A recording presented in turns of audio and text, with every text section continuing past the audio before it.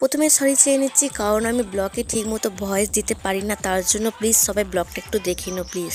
অনেক অনেক দিন পর একটা ব্লগ নিয়ে চলে এসেছি। তো এই ব্লগে তোমরা কি হবে না হবে পুরোটাই দেখতে পাবে। প্রথমেই বলে দিচ্ছি যে আমরা হচ্ছে আমার দিদির এক জায়ের হচ্ছে ছেলের বড় কাছারিতে যাচ্ছি। তো ওনার ছেলের বয়স হচ্ছে 5 বছর।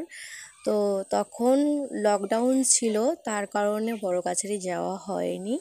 তাই জন্য 5 বছরে বড় করে একটা বড় কাছারির অনুষ্ঠান করা হয়েছে। তাই জন্য সবাই মিলে আমরা বড় কাছারি যাচ্ছি। তো আমরা সবাই মিলে বড় কাছারিতে চলে এসেছি। তারপর এখান থেকে আমরা ওই মন্দিরটার দিকে যাচ্ছি পুজো দেব বলে। আমি একদম না খেয়ে আছি। আসার পথে অনেক ঘটনা ঘটে গেছে আমাদের সাথে। যেমন 1 হলো গাড়ি খারাপ হয়ে গিয়েছিল, 2 হলো লেট করে বেরোনো হয়েছিল। তার জন্য সত্যি বলতে যেতে যেতে 2টোর কাছাকাছি 3টের কাছাকাছি বেজে গিয়েছিল। কিছু করার নেই, যেতেই হবে। যখন বেরিয়েই পড়েছি তাই জন্য যেতেই হবে।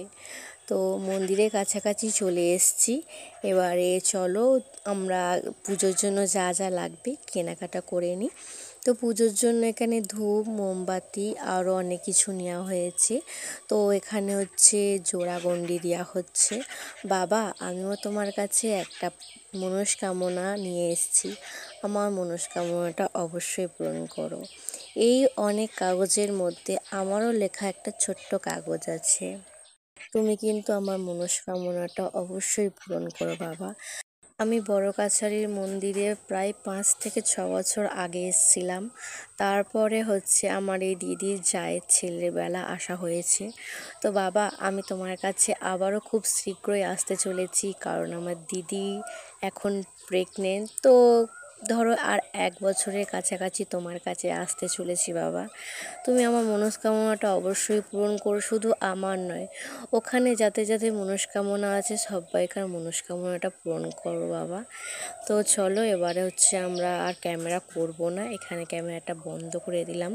তো পুজো দেওয়ার পরে আমরা ঘাটে গিয়ে দেখলাম যে সেই বাচ্চাটাকে এখনও স্নান করানো হয়নি। তো আমরাই প্রথমে গিয়েছিলাম, দিয়ে পুজো দিয়ে স্নান করে এসেছিলাম। কিভাবে টোন টিটকিরি মারছে দেখো।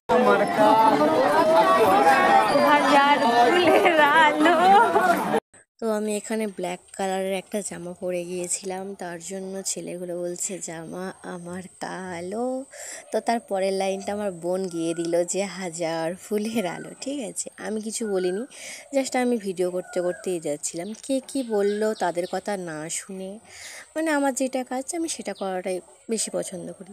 তো এখানে দেখতে পাচ্ছ অনেক সামনের লোক আছে, আর ওই সামনে একটা হাতি আছে। তো ওখানে গিয়ে ফটোশ্যুট করার ইচ্ছা ছিল আমার বোনের, তো পারেনি। তো তারপরে আমরা বাড়ি চলে এসেছিলাম। তারপরে আমার দিদির ছেলে আমার বোনপো, তো ওর হচ্ছে মুখে ভাত হবে না, কারণ ও তো বড় হয়ে গেছে। তাই জন্য ওর জন্মদিন এই টাইমে ছিল, তো তাই জন্য ওর জন্মদিন করা হচ্ছিল। তো এখানে আমার মা, বোন, আমার বড়দি সবাই দাঁড়িয়ে আছে। আমার বোনের শুধু হাসিটা দেখো।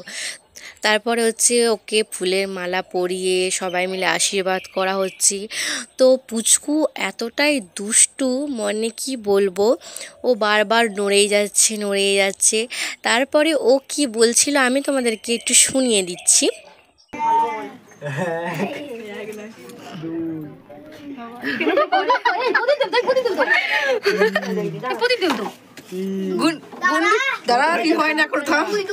মানেটা তোমরা বুঝলে না তাই তো? ও বলতে চাইছে যতজন ওকে আশীর্বাদ করেছি, মিষ্টি খাইয়েছি, জল খাইয়েছি, প্রদীপের তাপ দিয়েছে, ও ততবারই গুণে রেখেছে। ঠিক আছে, টোটালি ওর নাকি 200-300 বার সবাই মিলে মানে উম, আশীর্বাদ ওইসব মিলিয়ে সব কিছু করেছে। তো ওই জন্যই ও হচ্ছে ধীরভাবে বসে থাকতে পারছে না, ও বক বক বক বক করেই যাচ্ছে। তো ও খুব মিষ্টি খেতে ভালোবাসে, তোমরা ওকে দেখেই বুঝতে পারছো। তো মিষ্টি খেতে খুবই ভালোবাসে। তো প্রথমে আশীর্বাদ করেছে ওর বাবা, তারপরে হচ্ছে ওর মা করেছিল। মা করার পরে ওর ঠাম্মা, দিদা, আমার মা, তারপরে পাশের বাড়ি কাকিমারা সবাই মিলে আশীর্বাদ করেছিল।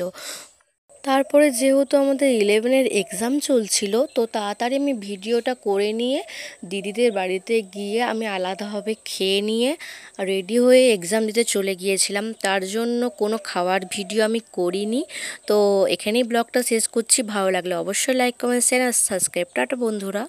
তো বন্ধুরা, তোমাদের কাছে সরি চেয়ে নিচ্ছি। তার কারণ হচ্ছে একটাই, ব্লগে আমি যখন ভয়েস দিই তখন অনেকটা তোতলেভাবে কথা বলি বা ঠিকঠাক মতো ভয়েস দিতে পারি না। তার জন্য অনেক অনেক সরি, ঠিক আছে?